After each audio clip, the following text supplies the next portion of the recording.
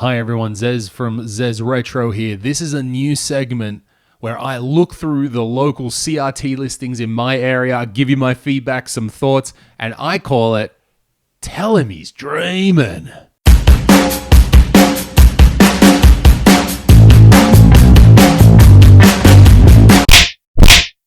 So the name of my segment comes from the classic Australian movie, The Castle, and in that, the Kerrigan family love nothing more than going through the local classified, finding some obscure shit, then looking at the price, and then you gotta tell him he's dreaming.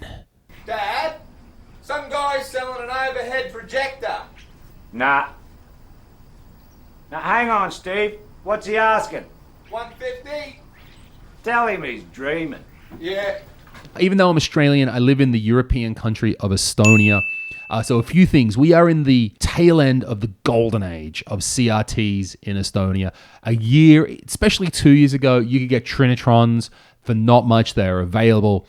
And one of the reasons I'm starting this segment is because now we're starting to see the opportunists, starting to see the people that think their retirement fund is in this CRT. The thing about Estonia, though, is there's only 1.2 million people in the country. It's a really small, weird kind of market. So, yes, supply is drying up, but demand, how much demand do you expect from retro gamers with a population of a bit over millions? Next up, video standards. RGB SCART, most common. European standard. 85% of TVs have SCART, even the crappy off-brand ones. It's a good place to be for a CRT enthusiast. Beyond that, composite, there's usually a separate composite input that you'll find on televisions. Some TVs are composite only, only like 10%, very little. And they're usually like the really old ones or ones that are imported at a weird time after independence or something. But the thing is, there's RGB SCART and composite, and then there is a big drop off to S-Video. Some sets have S-Video, but it's usually the bigger ones that have all the inputs. So then there's an S-Video, but then there's an even bigger drop off to component. I'm sorry, my North American friends. Component, just not a thing in Europe. I can't think of a set that I've seen that has component only. It would be like a weird North American import. If you go to my local thrift store, you are swimming in RGB SCART cables. All right, endless amounts of SCART cables. They're everywhere. They cost €1 each. I don't have a problem finding cabling. Never see component. We just don't do component in Europe. We are the RGB SCART master race, baby. Let's go through some of the listings in my area. Look at this mini TV to start with. It's one like Steve was just talking about these. These are cool. It sold, the final price was €5.45. Very affordable. And it's cool. Tunable there. Although no composite input, so not so useful to you anymore, but kind of cool. This is a big JVC F series. We don't see JVC sets very much here. I don't know if they just weren't such a thing in Estonia or what the deal is. It looks nice. It's got composite input though. Only composite input as far as I can tell. So, okay, not. Now we're coming along to like, who does this? They've just got their camera phone out. It's not even a picture. It's from 2 years ago. Why are they even... It's not even in the center. It's like an hour and a half or something drive, 2 hours drive to get this thing. It's in working condition. The picture looks all right. Hey, if you want, you can take away our Digibox and router as well. Can I just come and take away all your shit? Possibly, and pay you for it and pay for the petrol. This guy, I'm giving you the very first. Dreaming. Yeah, he's dreaming. This is a cute little set. It's a DVD and a CRT combo. I've never heard of this company, Time. It looks like a later model, something that was produced in the last days of CRTs. But it's kind of cute. I don't know, but there's colors.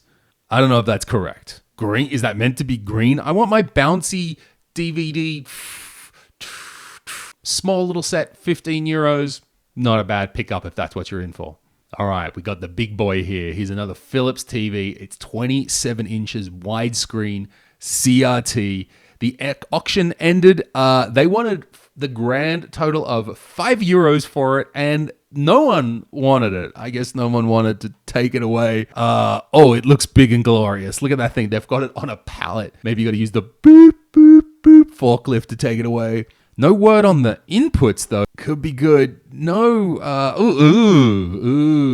That remote. Okay, that's going to need a deep clean. This unit, they want almost 10 euros for it. It's a little... Actually say the size. Good. And that's a common thing we're seeing with all these CRTs. People just go... and then put it up to marketplace. It looks like an older Panasonic there. Zoom in on this blurry picture. So 21 inch... Definitely composite only, audio in, mono at the same time. But this is a much older model. As I was saying, if it's composite only, it's usually an older CRT. $10. The auction has ended. This brand, SEG, some generic thing. Look how crusty it is, though. I don't want to be touching that. I guess it's some generic brand, but it has got RGB SCART. That's something. But I remember when this auction was live, it had a buy it now price of like 20 euros. And I'm like, 20 euros? Get the fuck out of here. It went for 10 cents and someone did actually buy it. Margits, he's going to have to go to Yogavar, so maybe like an hour. Tell him he's dreaming. So we got another Philips TV. I've never had really Philips TVs because I was able to build my collection in the golden age of Trinitrons. I've only got Sony TVs besides one small little Samsung. But Philips could be a pretty reasonable brand. And as I'm starting to look down, this couldn't be. They're going to buy it now of 20 euros. 4x3, 2 SCART inputs, audio out, S video in. Booyah! I told you, the bigger sets, this is where it's at. We've got some nice side inputs going on there. This is 29 inches of 4x3 Philips goodness. Although it's kind of cute. The text here in Estonian says that the guy doesn't want to take it to landfill.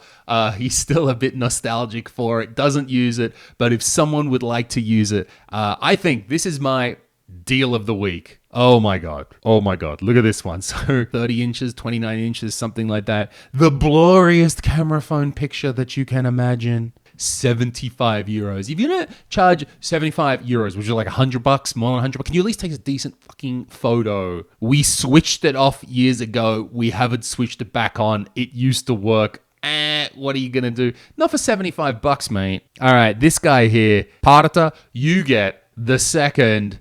Here's a nice little one. It's in the center. These are Quintrex. What is that? Is that Philips or Samsung? It was free. Someone already took it. Mwah. Beautiful. This is how CRT should be going. How's the serenity? So much serenity. They're not worth anything. Why do you think you're sitting on a retro gold mine? Just give it away. If someone will use it, let them have it. It's not your retirement fund, people. Okay, this guy here, this guy gives me the shits. Because this is the guy that thinks they know all about the retro, and so they know that they're sitting on a bargain. Yes, a KV-29, it's a nice TV, it's a good one to have. But when you start jerking off about how you know it's perfect for retro, I'm like, mate, I'm out. So they make a point. This is a 50 hertz television. They know that much. Listed 7 weeks ago. Mate, if you love retro so much, stop thinking it's your retirement fund. He comes in Viimsi. That's the rich people suburb. I guess that's how you get rich, by being a dick. Oh, and you've got to go pick it up. Mate, for 75 euros, I want you to come. I want you to jerk me off. And I want you to personally deliver the TV like some Egyptians coming on like on the shoulders. But for 75, mate.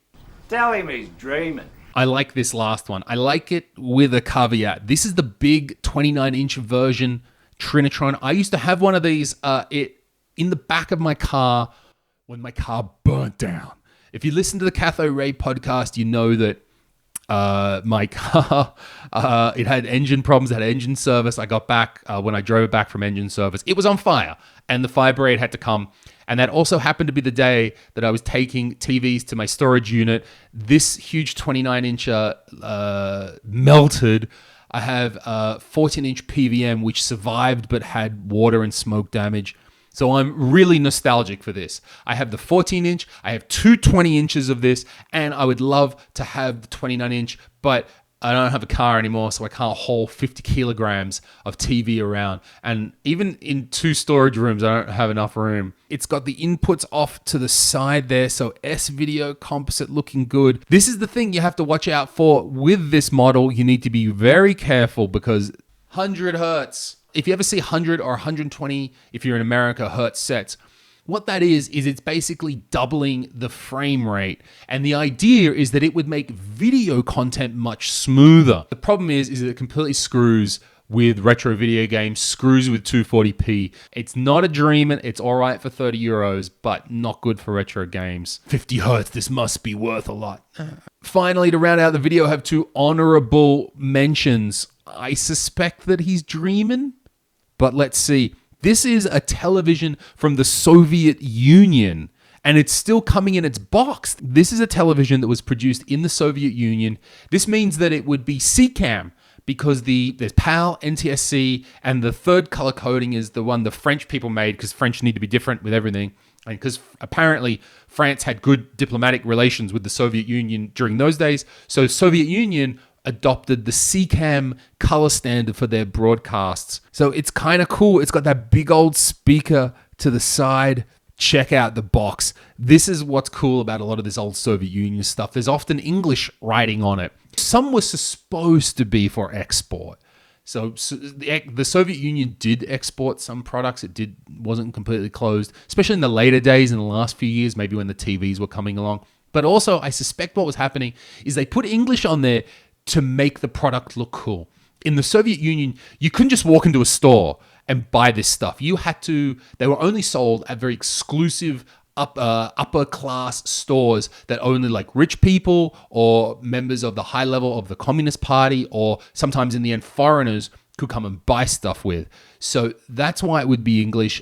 Regular Soviet Union citizen didn't have the money for this sort of thing and couldn't just go and buy it necessarily off the shelf. I can't read Russian. So I don't know what all this stuff says. If you see down the bottom there, made in the USSR, that is OG communism right there. But the starting price is 177 euros. You can buy it for 300 euros. That's a lot of money. This is not really, though, a retro gaming thing. This is, I don't know, maybe old TVs. Maybe this old stuff has some collector's value.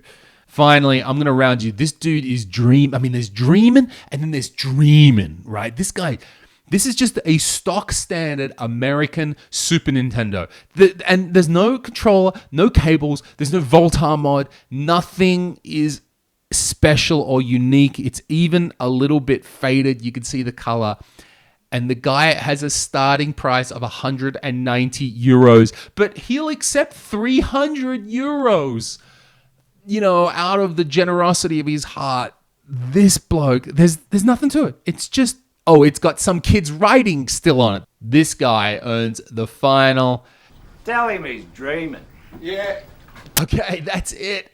These are all the sets that are available in the last month in my local area. I want to take you on a little bit of a tour, have a bit of a laugh at some of the prices that are going down now.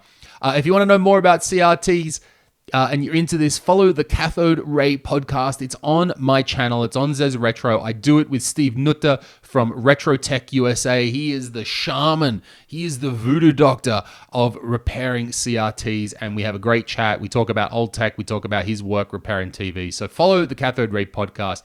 Thanks for tuning in. I'm going to try and make the next one a little bit shorter. It's fun to ramble about TVs. Hope you had a good time. My name's Zez. See you next time.